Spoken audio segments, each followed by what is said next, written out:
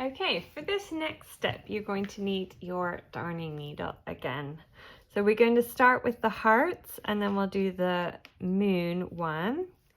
So pick up your hoop.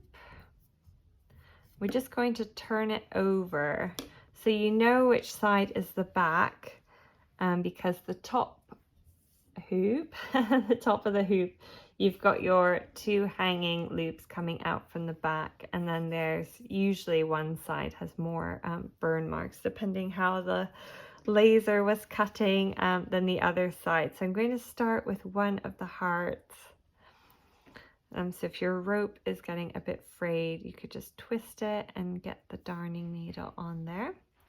So we're going to hang our ornaments, not from the bottom three, but we're going to use the bottom center one and then the side, the two on the side. So just take your needle, you can go up from this hole just here. So you've got the center one and then it's 1, 2. So just pull that up and then you're going to go under this next little thread, so that's just like tucked under there. And we're going to do the same thing for the blue heart. So just thread your darning needle. You're going to be expert needle threader by the end of this. There's a lot of on and off of this darning needle, but it does make it a lot easier to get it through the hole. So we're going to go up from this hole, so from the middle center one that's empty, just go 1, 2, so it's just the second hole there, and then just tuck that string under there. So what we're going to do is just tie all 3 of our strings in a knot. So I'm just going to even these out. I want to make sure I can see that they're equal, that sort of thing. So just pop that there. And then I'm ready for the moon to go in. So the moon's going to go in the center, and I'll just see if you can see this. So I just have the moon kind of in the middle, the stars kind of hanging just there. So I want the moon to be hanging just above the hearts there so that it's not in the way. So again, just thread your little darning needle and you're going to go up from the bottom in that empty hole. Okay, so we won't need our darning needle anymore. So I'm going to pull this down a little bit so you can see. So if you need an adult's help for this part, just ask. And we just need to do one more knot here. So once you're happy with where your decorations are, you could put a little bit of tape here if you wanted to hold them in place. I'm gonna just tie a knot, so I'm gonna hold all 3 ends. I'm gonna loop it around and send all 3 of my ends through that little loop, nice and gently.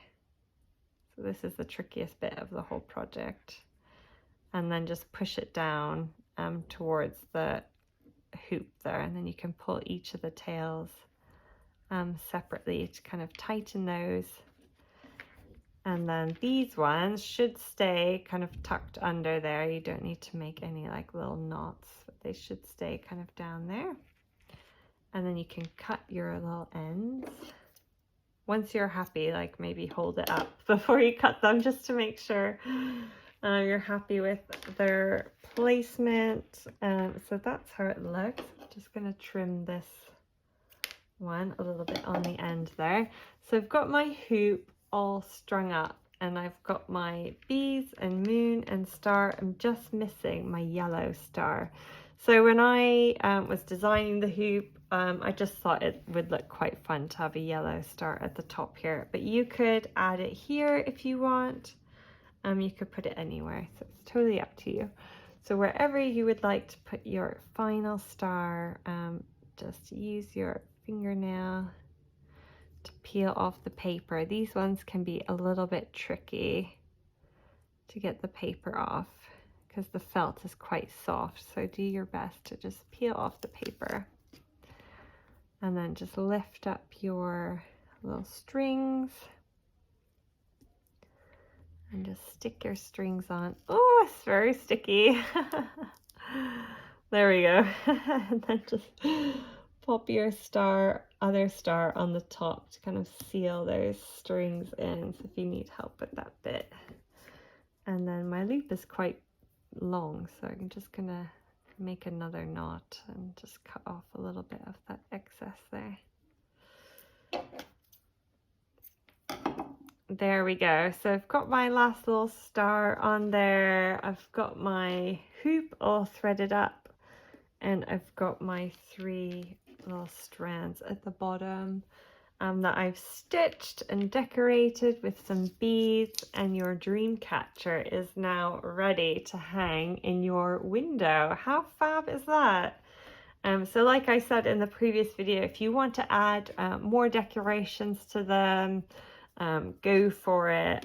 Before you tie your little knots there, you could add more beads or some feathers, whatever you like. But that's our dream catcher finished.